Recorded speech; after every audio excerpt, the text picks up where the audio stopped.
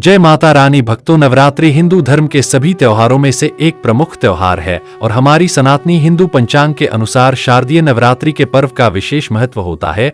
भक्तों, इसके बाद की 9 रातों में माता रानी के 9 स्वरूप शैलपुत्री, ब्रह्मचारिणी, चंद्रघंटा, मां कुष्मांडा, स्कंद माता, कात्यायनी, काल रात्रि, महागौरी और सिद्धिदात्री की विशेष पूजा श्रद्धा और उमंग के साथ की जाती है। भक्तों, हमारे हिंदू पंचांग में माना गया है कि इन 9 दिनों में मां दुर्गा से जुड़ी सभी शक्तियां जागृत हो जाती हैं, इसलिए इन दिनों में मां दुर्गा की संपूर्ण विधि विधान से पूजा करने से आपकी सभी मनोकामनाएं पूर्ण होती हैं। भक्तों, 5 महिलाओं को नवरात्रि का व्रत कभी नहीं रखना चाहिए। माता रानी ऐसी महिला से कभी खुश नहीं होती और घर में हमेशा दरिद्रता का माहौल बना रहता है और इसका असर पूरे परिवार पर बना रहता है। इसीलिए आप जान लीजिए, अगर आपने गलती से भी नवरात्रि का व्रत रख लिया है तो आपका व्रत खंडित हो जाएगा और आपको घोर पाप लगेगा, जान ले। कहीं आप भी इन 7 महिलाओं में से तो नहीं है। भक्तों, इस वर्ष की नवरात्रि पूरे 9 दिनों तक मनाई जाएगी, ना एक भी दिन कम ना एक दिन ज्यादा, पूरे 9 दिनों तक मनाई जाएगी। मां भगवती की विशेष रूप से पूजा आराधना की जाएगी। शारदीय नवरात्र का महापर्व इस बार 2024 में 3 अक्टूबर गुरुवार से शुरू होकर 12 अक्टूबर शनिवार को समाप्त होंगे। ऐसे में नवरात्रि पर माता शेरावाली की कृपा पाने के लिए कलश स्थापना शुभ मुहूर्त 2 अक्टूबर को रात 10 बजे से 3 अक्टूबर दोपहर 2 बजे तक रहेगा। यह समय अभिजीत मुहूर्त कहलाएगा। भक्तों, अभिजीत मुहूर्त में कलश स्थापना करना बहुत ही शुभ और मंगलकारी माना जाता है। जो भी माता का भक्त नवरात्रों में माता रानी की पूजा शुभ मुहूर्त में करता है तो वह पूजा बहुत ही शुभ और मंगलकारी मानी जाती है। इससे समस्त देवी देवताओं की कृपा प्राप्त होती है और पूजा पाठ का फल कई गुना फल भक्तों को प्राप्त होता है। भक्तों, इस बार के नवरात्रि बहुत ही शुभ और मंगलकारी माने जा रहे हैं। घर में सुख, समृद्धि, धन दौलत और शांति प्रदान करती है तथा घर से गरीबी और दरिद्रता का नाश करती है। घर में माता रानी का आगमन होता है। लेकिन क्या आप जानते हैं, कुछ ऐसी महिलाएं भी हैं जो इस व्रत को ना रखें तो अच्छा है, नहीं तो आपको माता रानी के क्रोध का सामना करना पड़ सकता है। मान्यताओं के अनुसार आज हम जिन महिलाओं के बारे में बात करने वाले हैं उन्हें नवरात्र के व्रत से हमेशा दूर रहना चाहिए, नहीं तो आपके साथ कुछ बुरा हो सकता है। आपका पति किसी संकट में आ सकता है। तो चलिए भक्तों जानते हैं। भक्तों, नवरात्रि का व्रत शास्त्रों के अनुसार अगर आप किसी भी व्रत को दिखावे के तौर पर करते हैं तो यह घोर पाप माना जाता है। ऐसा करने से आप देवी देवताओं का मजाक ही नहीं उड़ाते बल्कि आप पाप के भागीदार भी बनते हैं। मां भगवती ऐसे लोगों से कभी प्रसन्न नहीं होती बल्कि उसको बर्बाद कर देती है। मां दुर्गा तभी प्रसन्न होते हैं जब आप सच्चे दिल से उन्हें पुकार, पूजा पाठ और शास्त्रों का पालन करें। भक्तों, नंबर 2, तलाकशुदा महिला। शास्त्रों के अनुसार जो महिला शादीशुदा या पुरुष तलाकशुदा है, ऐसे अगर पति पत्नी में अनबन होते हैं तो वे लोग नवरात्रि का व्रत कभी ना रखें। ऐसा करने से मां दुर्गा कभी खुश नहीं होती। आपकी जानकारी के लिए बता दें, शादी 2 दिलों का बंधन है जिसके बंधन में आजीवन रहना होता है, ना कि अलग अलग। माता रानी टूटे हुए जोड़े को स्वीकार नहीं करती। टूटे हुए जोड़े का व्रत रखना, पूजा पाठ करना शुभ नहीं माना जाता है, बल्कि माता रानी तब प्रसन्न होती है जब बंधन में हो। खास तौर से अगर पति पत्नी अगर साथ में व्रत रखें तो माता रानी सबसे अधिक प्रसन्न होते हैं और बहुत ही शुभ वरदान देती है। भक्तों, ऐसे में मां भगवती बहुत प्रसन्न होती हैं। इसीलिए दोनों को मिलकर पूजा पाठ करना चाहिए, ना कि अलग अलग। भक्तों, नंबर 3, चरित्रहीन महिलाओं को नवरात्रि का व्रत कभी नहीं रखना चाहिए और यह बात उन चरित्रहीन पुरुषों पर भी लागू होती है जो जगह जगह मोह मारते रहते हैं। जब शरीर की पवित्रता व्यक्ति की खत्म हो जाती है तब वह मैल ही नहीं बल्कि पापी भी कहलाता है। इसीलिए आपकी पूजा कभी सफल नहीं हो सकती। यह व्रत आप कभी ना रखें। भक्तों, नंबर 4, अगर आपको बार बार गाली देने की आदत है तो आप जितनी जल्दी हो सके इस आदत को छोड़ दें। अगर माता रानी को प्रसन्न करना है तो घर में लड़ाई झगड़ा छोड़ दें, क्योंकि जिस घर में लड़ाई झगड़ा होता है उस घर में माता रानी कभी नहीं आती है। और व्रत में पूजा पाठ करना है तो जुबान से अधिक मीठे बोली ही बोले, ज्यादा कड़वे बोली माता सरस्वती का अपमान होता है और आप पाप के भागीदार बन जाते। तो नंबर 5, अगर आपको कोई गहरी बीमारी है तो आप इस व्रत को ना रखें। जैसे उदाहरण के तौर पर शुगर की बीमारी, दिल की बीमारी, हार्ट अटैक, शरीर में कमजोरी होना, चक्कर आना, बीपी का बढ़ जाना, शरीर में दर्द होना, तो आप यह व्रत कभी ना रखें, नहीं तो आपके साथ कुछ भी हो सकता है। इसीलिए सावधान रहे। नंबर 6, मासिक धर्म में भूलकर भी व्रत नहीं रखें, क्योंकि मासिक धर्म में जो आपके वस्त्र होते हैं मैल हो जाते हैं, इसलिए पूजा पाठ नहीं करना चाहिए। नंबर 7, जो महिलाएं अपने पति का अपमान करती विव्रतर ही रखें तो अच्छा है, क्योंकि ऐसी महिलाएं का पूजा मां दुर्गा कभी स्वीकार नहीं करती, बल्कि घोर पाप लगता है। भक्तों, नवरात्र आ चुकी है, ऐसे में यह चीज घर में लाने से माता रानी खुशी खुशी अपने घर में चली आती है। इस चीज को घर लाने से माता रानी अवश्य प्रसन्न होती है। यही चीज नवरात्रों पर घर में लाना बहुत ही शुभ और मंगलकारी माना जाता है। तो चलिए जानते हैं। भक्तों, नंबर 1, 16 श्रृंगार का सामान नवरात्रि के दौरान घर में लाना बहुत ही शुभ और मंगलकारी माना जाता है। ऐसे में घर के बने मंदिर में रखने से जन्म जन्मांतर की गरीबी मिट जाती है और मां दुर्गा की कृपा सदैव घर पर बनी रहती है। पूरे वर्ष माता रानी की कृपा आप और आपके परिवार के ऊपर बनी रहती है। शास्त्रों में बताया गया है कि नवरात्रों के दिनों में 16 श्रृंगार का सामान घर के मंदिर में होना बहुत ही शुभ और मंगलकारी माना जाता है। या आप जिस जगह घर में माता की आसन नवरात्रि व्रत करने के लिए स्थापित कर रहे हैं, उस जगह पर 16 श्रृंगार का सामान रख दें। ऐसा करने से मां दुर्गा की कृपा सदैव घर पर बनी रहती है। मित्रों, नंबर 2, सोना चांदी या तांबे के सिक्के जरूर रखें। शास्त्रों के अनुसार सोने चांदी या तांबे से बनी किसी भी धातु को खास तौर से नवरात्र के 9 दिनों में पूरे 9 दिनों तक घर के मंदिर में रखने से बहुत ही शुभ और मंगलकारी माना जाता है।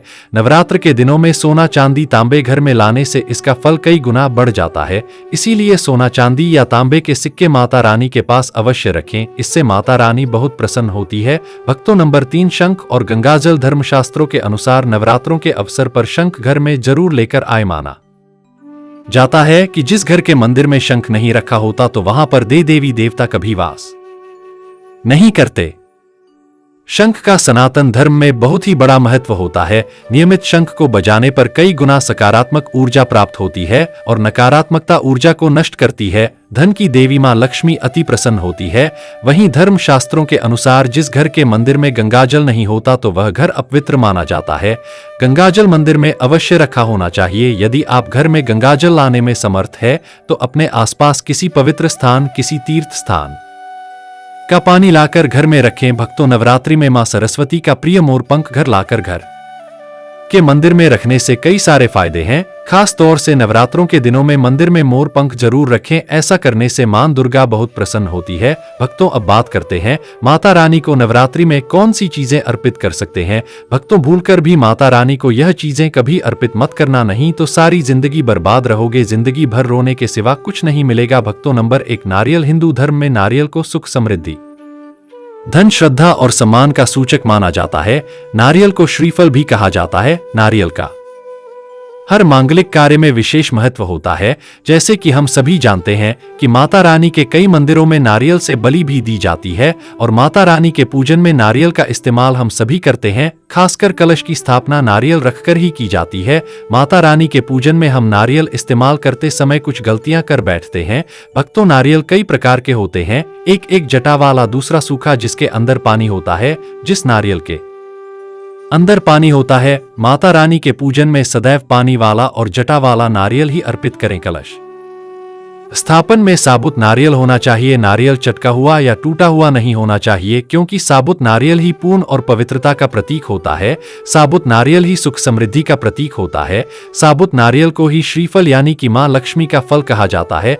नवरात्रि में माता रानी के कलश की स्थापना करते समय जटा वाला और पानी वाला नारियल ही कलश पर स्थापित करना चाहिए। साथ ही यह ध्यान रखना चाहिए कि नारियल को दैव कलश के नीचे लेटा कर रखना चाहिए। घट स्थापना यानी कलश स्थापना करते समय कभी भी नारियल को खड़ा करके नहीं रखा जाता। नारियल को सदैव लेटा कर ही कलश के ऊपर रखा जाता है। साथ ही नारियल को स्थापित करने से पहले आप नारियल को लाल कपड़े में लपेटकर आप नारियल को कलश के ऊपर स्थापित करें। शास्त्रों के अनुसार कलश के ऊपर जब सही तरीके से नारियल रखा जाता है और सही प्रकार का नारियल रखा जाता है, तभी ही व्रत और पूजन का पूर्ण फल प्राप्त होता है।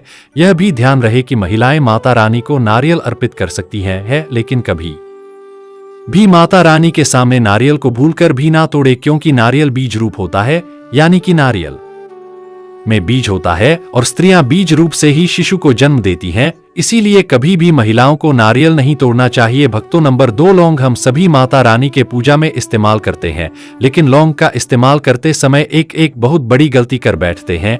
हमेशा ध्यान रखना चाहिए कि माता रानी को कुछ भी सामग्री अर्पित करें, उसके साथ में लौंग अवश्य अर्पित करनी चाहिए। नंबर 3, तुलसी के पत्ते। भक्तों, नवरात्रि में माता रानी को तुलसी के पत्ते अर्पित नहीं करने चाहिए। मां दुर्गा के पूजन में तुलसी पत्र का इस्तेमाल करना वर्जित माना जाता है। तुलसी पत्र के अलावा आंवला भी माता रानी को अर्पित नहीं करना चाहिए और दूर्वा भी माता रानी को अर्पित नहीं करना चाहिए। नवरात्र में आप भगवान गणेश को दूर्वा अर्पित कर सकते हैं। आप भगवान विष्णु जी को तुलसी के पत्ते अवश्य अर्पित कर सकते हैं, लेकिन माता रानी को भूल भी तुलसी के पत्ते या दूर्वा अर्पित ना करें। माता रानी को सफेद फूल भी अर्पित ना करें। माता रानी को सदैव लाल रंग के फूल अर्पित करने चाहिए। लाल रंग के फूल माता रानी को अति प्रिय है। भक्तों, खासकर माता रानी को गुलाब और कमल के फूल अति प्रिय है। मित्रों, इन गलतियों से होती है घर में धन की कमी। अगर आप उन लोगों में से हैं जो जिंदगी में पैसे कमाने के लिए बहुत ज्यादा मेहनत करते हैं, हालांकि इस सब के बावजूद भी आपको जीवन में तरक्की नहीं मिल पा रही है, तो वास्तु की कुछ गलतियां इसका कारण हो सकती है।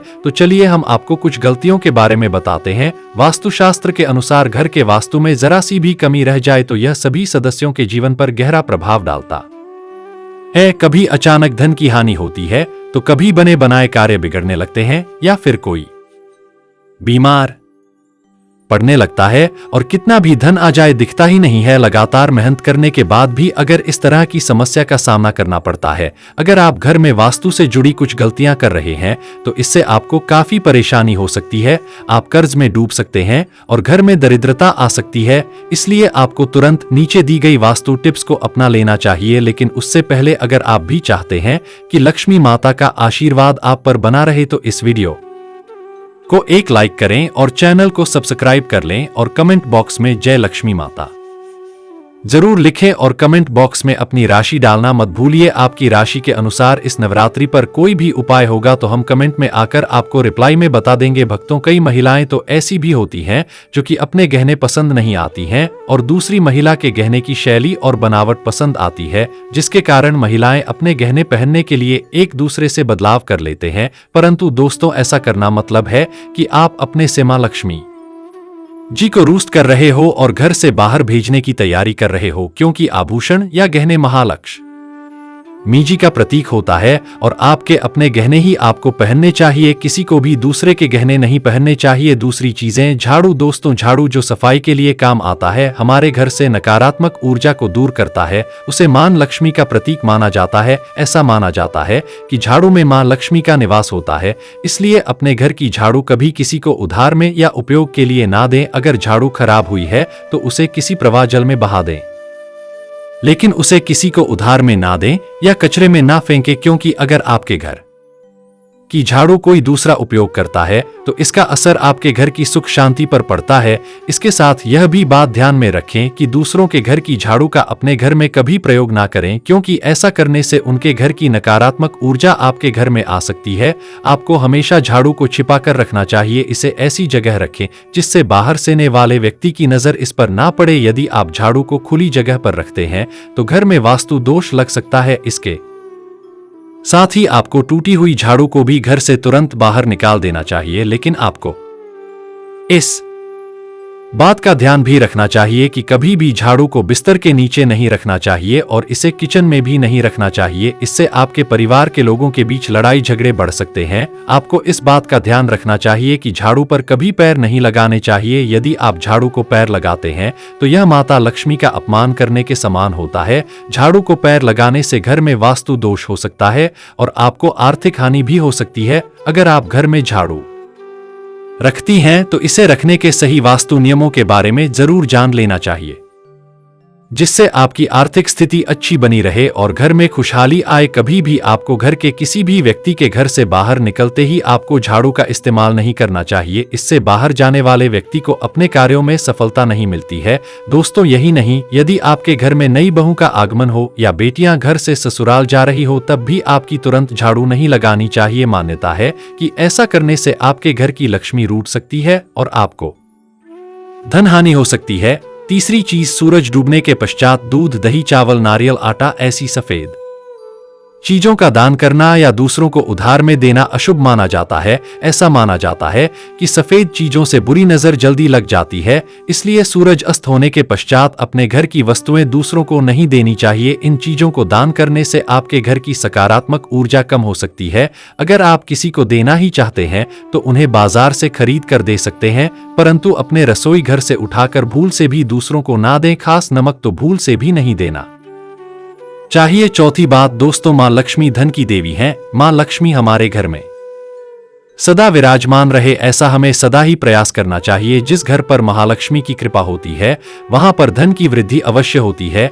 इसलिए अगर आपने अपनी पत्नी के पास कोई धन रखा हुआ है तो वह पैसा किसी को उधार में नहीं देना चाहिए। अगर आप किसी को अपनी पत्नी के पास रखा हुआ धन उधार में देते हैं तो आपके घर से लक्ष्मी चली जाती है और भविष्य में आपको पैसे की तंगी का सामना करना पड़ सकता है। खासकर त्योहार एकादशी के दिन अपनी तिजोरी में रखा हुआ धन दूसरों को कभी ना दें। दोस्तों, पांचवी बात, महालक्ष्मी वैभव प्रदान करने वाली, सौभाग्य देने वाली ममता की मूरत है, साथ ही वह अन्नपूर्णा भी है। इसलिए हम अन्न ग्रहण करने से पहले मां अन्नपूर्णा को धन्यवाद अवश्य करते हैं।